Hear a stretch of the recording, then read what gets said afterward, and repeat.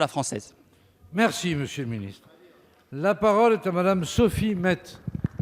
Merci, Monsieur le Président. Ma question s'adresse à Monsieur le Ministre de la Culture.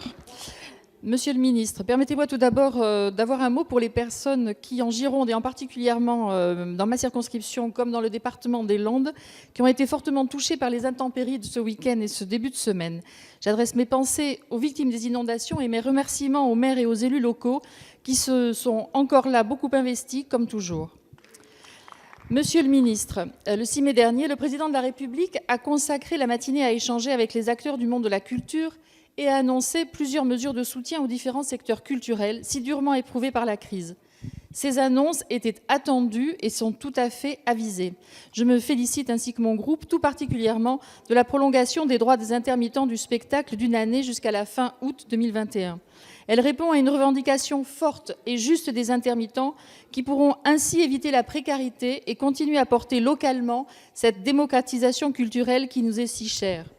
Toutefois, si les intermittents français sont au nombre de 270 000, n'oublions pas que la culture englobe plus d'1 200 000 emplois.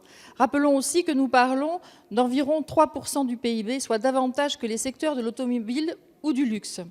La culture regroupe des professions diverses, dont certaines demeurent malheureusement dans l'incertitude. Ils ne savent pas dans quelle mesure les pouvoirs publics vont leur venir en aide.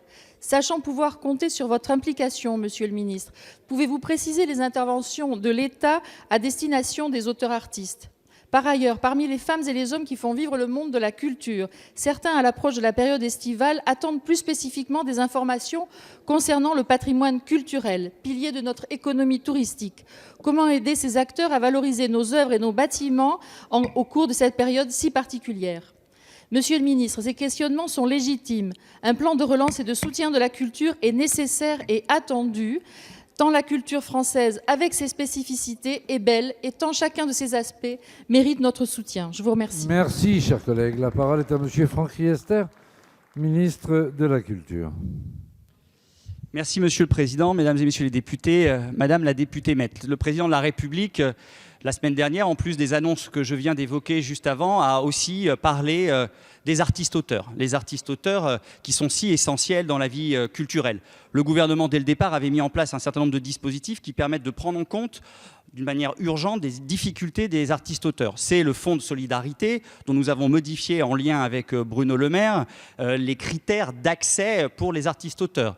Ce sont les dispositifs spécifiques mis en place par les différents opérateurs du ministère de la Culture, le CNC, le CNM, le CNL, le CNAP, en lien avec les organisations de gestion collective des droits et les professionnels pour mettre en place des dispositifs spécifiques d'accompagnement des artistes-auteurs.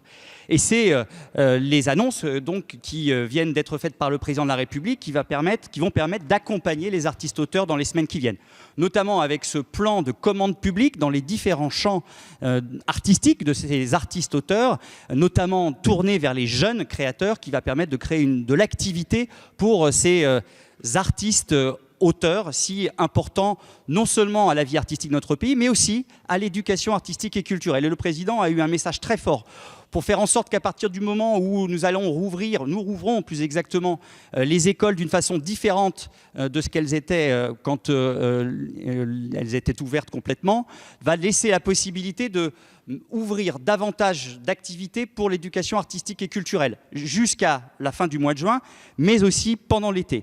Et nous travaillons avec Jean-Michel Blanquer, ainsi qu'avec Roxana Maracineanu et un certain nombre d'autres collègues du gouvernement pour faire en sorte que nous puissions véritablement avoir pendant ces 2 mois et pendant l'été, des activités culturelles en l'occurrence, où les artistes auteurs seraient pleinement impliqués.